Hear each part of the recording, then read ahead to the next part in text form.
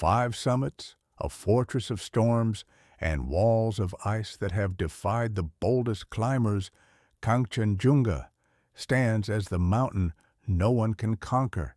Yet in its shadows, ambition grows and danger waits with every step skyward. It's 2:20 a.m. I'm still buried in the Himalayan Club Journals, century-old field notes from the Himalayas. It's like diving deep into the documented history of the Himalayas from the early 1900s. The journals cover everything, from indigenous wisdom, cultural myths, to epic expeditions and groundbreaking discoveries. These forgotten stories are brought to life by synthetic voices in the Himalayan Journals podcast. Subscribe, zone out, binge, and pass it to a fellow mountain junkie. Kangchenjunga is not a single mountain, but a massif of 5 great summits. The ridge that carries them bends and twists, first running west-northwest, then turning north-northwest before bending back again and finally rounding north. From east to west, the peaks are numbered. Number: 1 rises to 25,526 feet. Number: 2 to 27,888 feet. Number: 3, the highest, to 28,146 feet. Number: 4 is still uncertain in height. And number 5, sometimes called the Kangchenjunga Peak, to 25,782 feet. Different surveys have given slightly different figures. Marcel Kurtz, Paul Bauer, Finsterwalder, and others measured and argued, yet the best accepted heights today place number 1 at 25,526 feet, number 2 at 27,888, number 3 at 28,146, and number 5 at 25,782. No, 4 remains unmeasured with certainty. The massif itself is enormously complicated, with ridges radiating from the main summits. From number 2, a ridge runs south-southwest.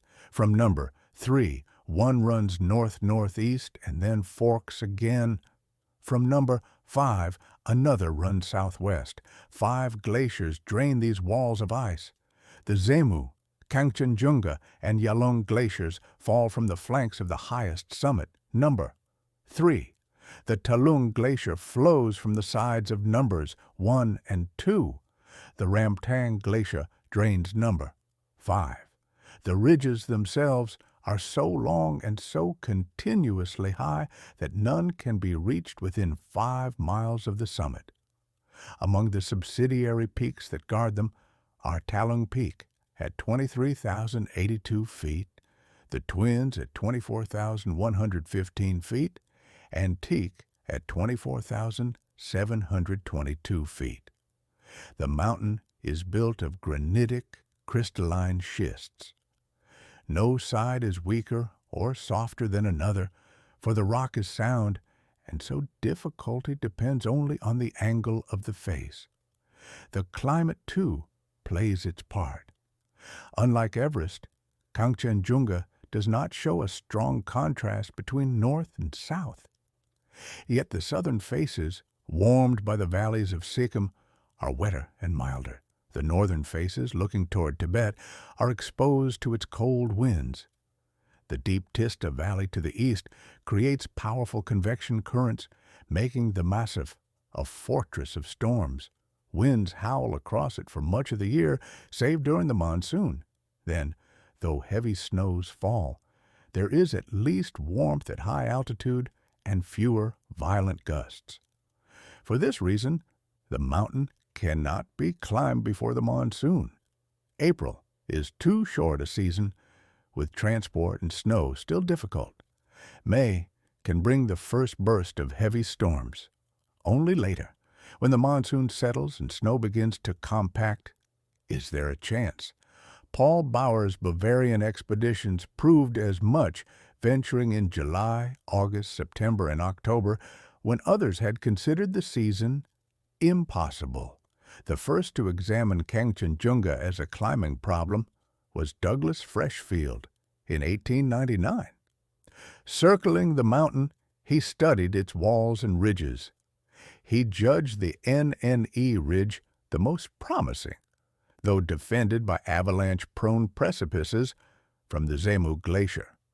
He also considered the immense western ridge might one day be traversed, though he underestimated the skill of the Sherpas and Bhutia porters, imagining climbers must carry their own loads as in the Caucasus. He also noted a possible route on the southwest face by a great shelf visible from Darjeeling, though he called it prodigious and dangerous. The first attempt came in 1904, led by Aleister Crowley. His party tried Freshfield's southwest shelf, but was struck by an avalanche almost at the outset. 1 European and 3 porters were killed. Later, climbers examined this face more closely. It rises 10,000 feet in just 2 miles, steep from base to crest. Rock slabs cut with couloirs, sun-loosened avalanches, and long sweeps of snow made it unjustifiable.